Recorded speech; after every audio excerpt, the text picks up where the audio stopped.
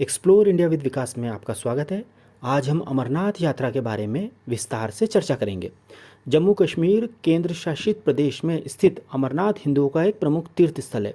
अमरनाथ को तीर्थों का तीर्थ भी कहा जाता है क्योंकि यहीं पर भगवान शिव ने मां पार्वती को अमरत्व का रहस्य बताया था। आषाढ़ पूर्णिमा से शुरू होकर रक्षाबंधन तक पूरे सावन महीने में होने वाले पवित्र हिमलिंग दर्शन के लिए प्रतिवर्ष लाखों लोग अमरनाथ आते हैं। अमरनाथ गुफा लगभग 150 फुट में फैली हुई है।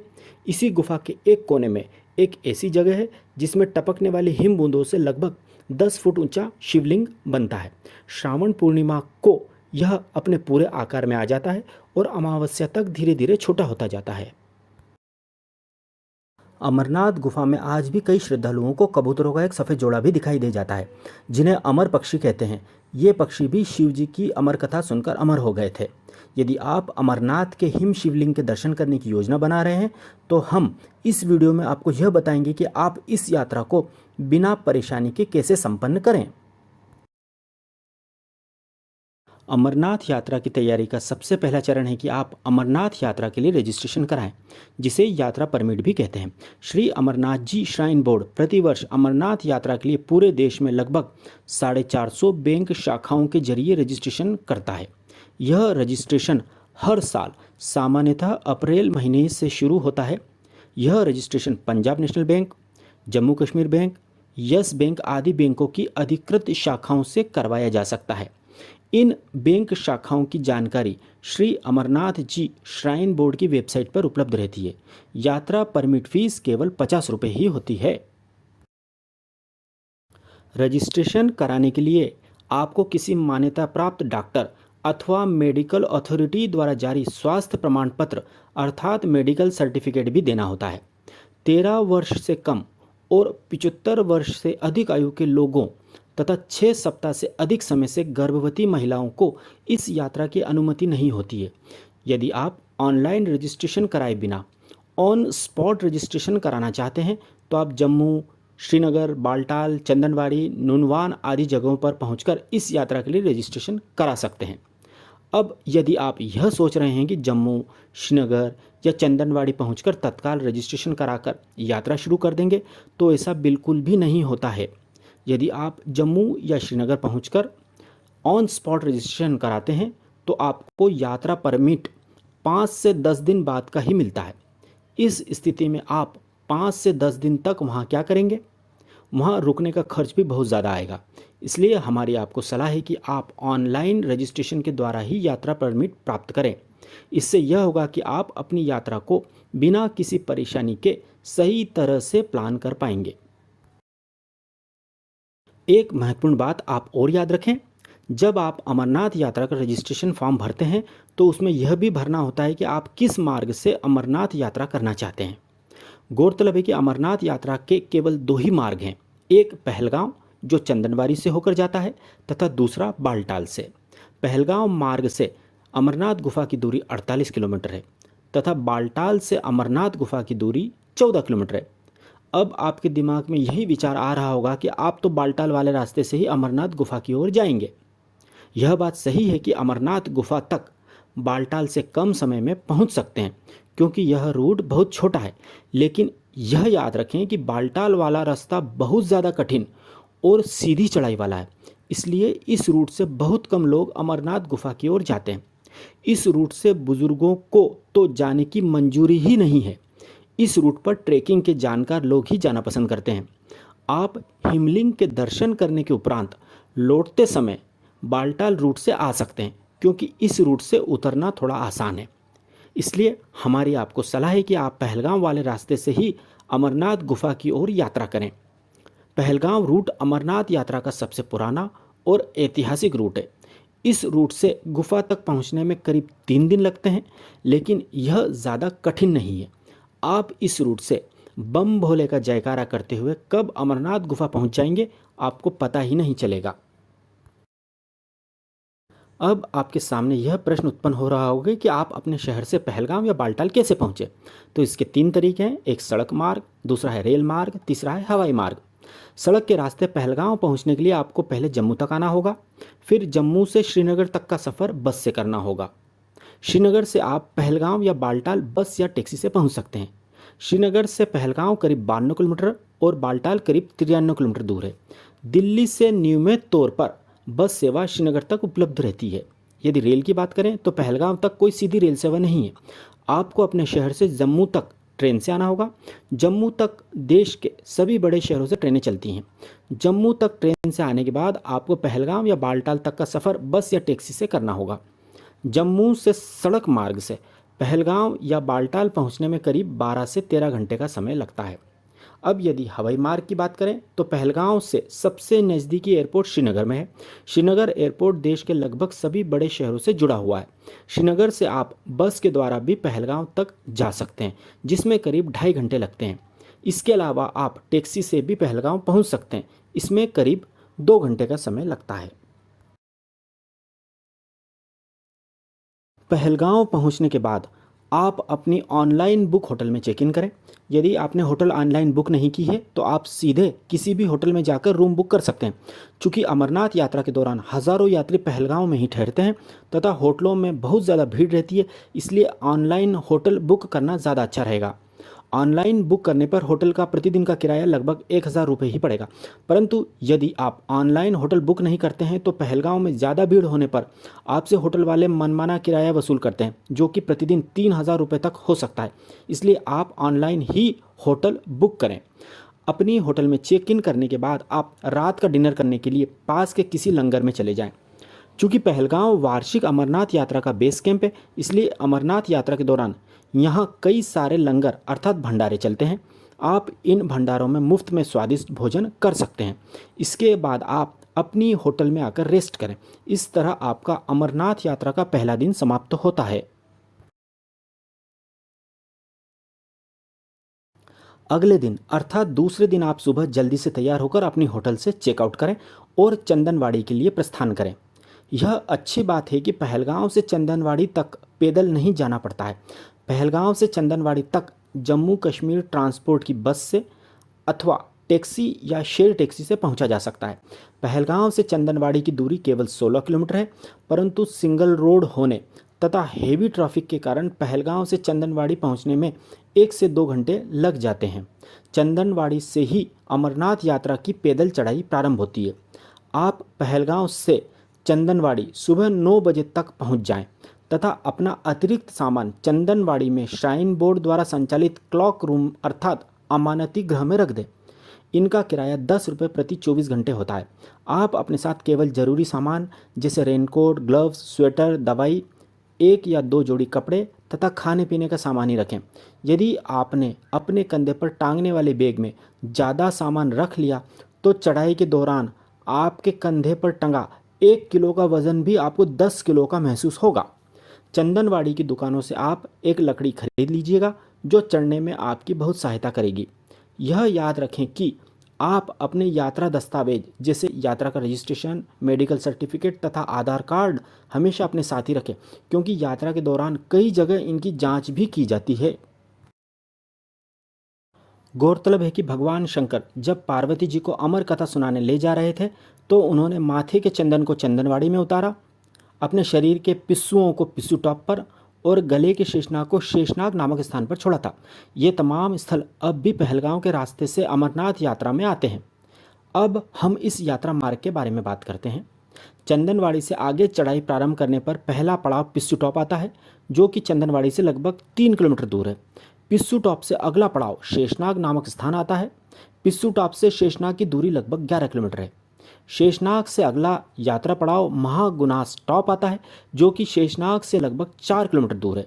महागुनास टॉप से अगला पड़ाव पंचतरणी आता है, जो कि महागुनास टॉप से 9 किलोमीटर दूर है। पंचतरणी से संगम नामक अगला पड़ाव 3 किलोमीटर दूर है। संगम वह स्थान है जहां बालटाल तथा चंदनवाड़ी से आने वाले दोनों रास्ते मिल जाते हैं।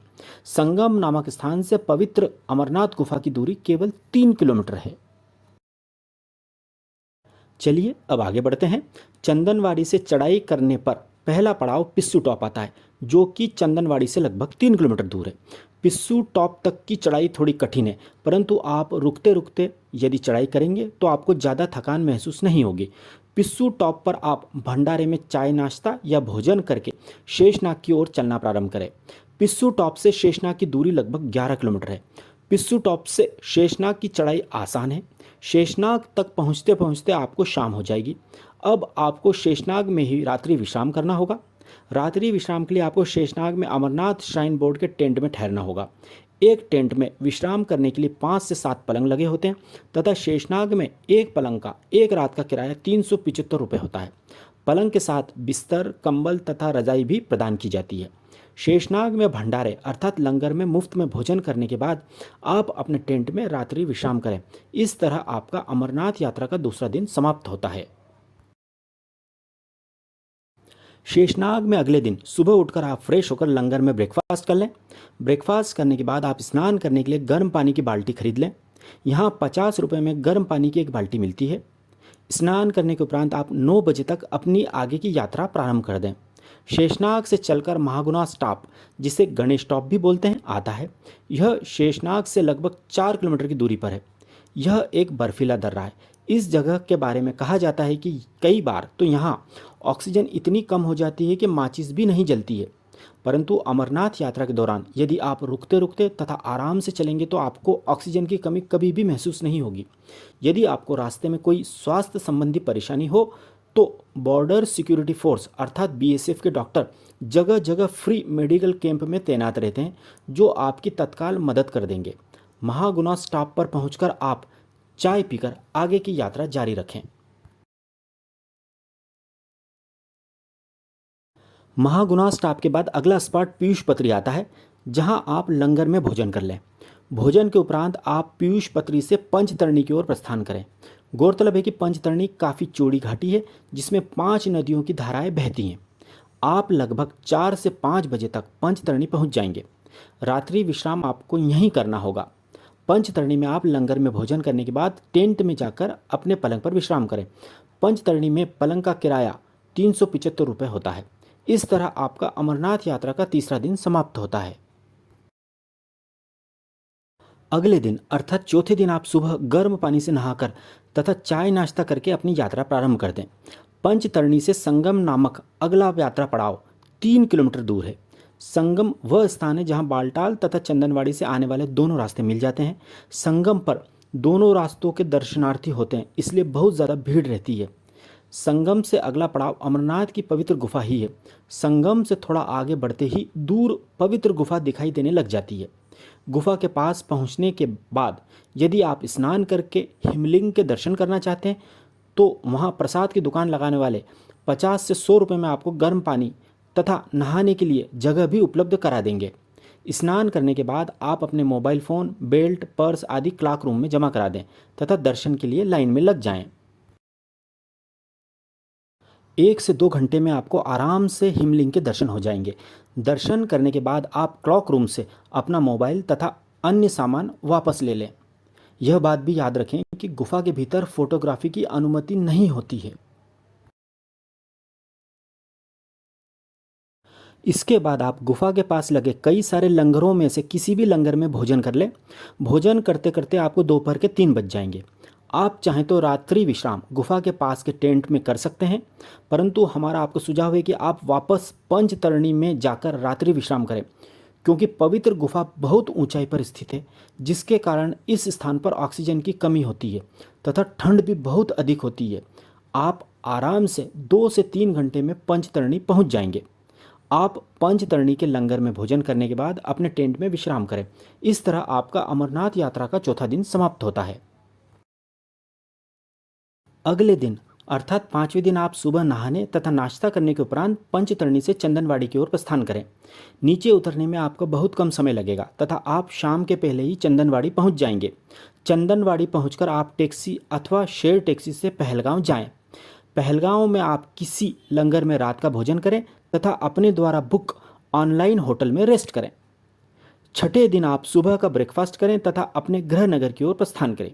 यदि आपके पास 1-2 दिन का अतिरिक्त समय हो तो आप श्रीनगर, पहलगांव तथा गुलमर्ग घूम आइए, क्योंकि कश्मीर आए और श्रीनगर तथा गुलमर्ग नहीं देखा तो एक कसक हमेशा आपके दिल में रह जाएगी।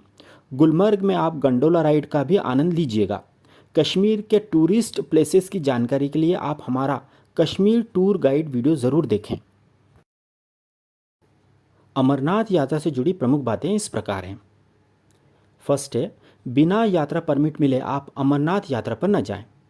सेकंड है, हमेशा अपने साथ यात्रा परमिट, आधार कार्ड तथा मेडिकल सर्टिफिकेट रखें। थर्ड है, आपके पूरे ग्रुप में से कम एक मेंबर के पास BSNL की पोस्टपेड सिम ज़रूरी है, क्योंकि कश्मीर में जाते ही आपका मोबाइल कम्युनिकेशन बंद हो जाएगा, क्योंकि कश्मीर में केवल BSNL पोस्टपेड सिम ही चलती हैं। तो इस स्थिति में आप अपने शहर के BSNL ऑफिस से पोस्टपेड सिम ज़रूर ले लें। यात्रा समाप्ति के उपरांत आप पोस्टपेड सिम बंद करवा दीजिएगा।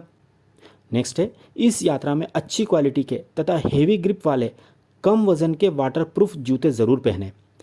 नेक्स्ट है, अपने साथ रेनकोट, हाथ के दस्ताने, मंकी केप तथा थर्मल वियर ज़रूर रखें। नेक्स्ट है, आवश्यक मेडिसिन्स इस यात्रा में अपने साथ ज़रूर रखें, जैसे पैरासीटामोल, विक्स, ग्लूकोज, सर दर्द की टेबलेट, खांसी की दवाई तथा पैर दर्द ठीक करने के लिए मूव या वोलिनी स्प्रे आदि। नेक्स्ट है, अपने बैग में कुछ चॉकलेट, बिस्कुट, ड्राई फ्रूट्स तथा पीने का पानी हमेशा रखें। नेक्स्ट है, अपनी पीठ पर टांगने के लिए वाटर प्रूफ बैग ज़रूर रखें। नेक्स्ट है, इस अमरनाथ यात्रा की सुरक्षा का जिम्मा भारतीय सेना तथा बॉर्डर सिक्योरिटी फोर्स का होता है, इसलिए आप उनके द्वारा दिए गए हर आदेश का पालन करें। यदि आप इन बातों का ध्यान रख लेंगे तो आप अमरनाथ यात्रा बिना किसी विघ्न के संपन्न कर पाएंगे। यदि आप घोड़े अर्थात पोनी पर बैठकर यह यात्रा करना चाहते हैं तो आप घोड़े पर बहुत ज़्यादा सावधानी से तथा सतर्कता से आगे की ओर झुककर बैठे, क्योंकि कहा जाता है कि सावधानी हटी और दुर्घटना घटी। अब हम इस 6 दिन की अमरनाथ यात्रा के कुल खर्च की बात करते हैं। 4 लोगों का अपने गृह नगर से चंदनवाड़ी तक आने जाने का टैक्सी, बस तथा ट्रेन का कुल किराया 8,000 रुपये। 4 लोगों का 2 दिन का होटल का किराया 2,500 रुपये। 4 लोगों का 4 दिन का टेंट में बेड का किराया 1,500 रुपये। 4 लोगों का 6 दिन का भोजन का कुल खर्च मुफ्त, क्योंकि हम लंगर तथा भंडारे में ही भोजन करेंगे। 4 लोगों का अमरनाथ यात्रा का अधिकतम कुल खर्च 12,000 रुपये। यदि हम इसे 4 से डिवाइड करें तो प्रति व्यक्ति अधिकतम कुल खर्च केवल 3,000 रुपये ही आएगा। इस प्रकार आप केवल 3,000 रुपये में शानदार तरीके से अमरनाथ यात्रा कर सकते हैं। तो अब इंतज़ार मत कीजिए, जल्दी ही अमरनाथ यात्रा का प्लान बनाइए। यदि आपको हमारी जानकारी सही तथा उपयोगी लगी हो तो प्लीज़ हमारे चैनल एक्सप्लोर इंडिया विद विकास को सब्सक्राइब जरूर कीजिएगा। धन्यवाद।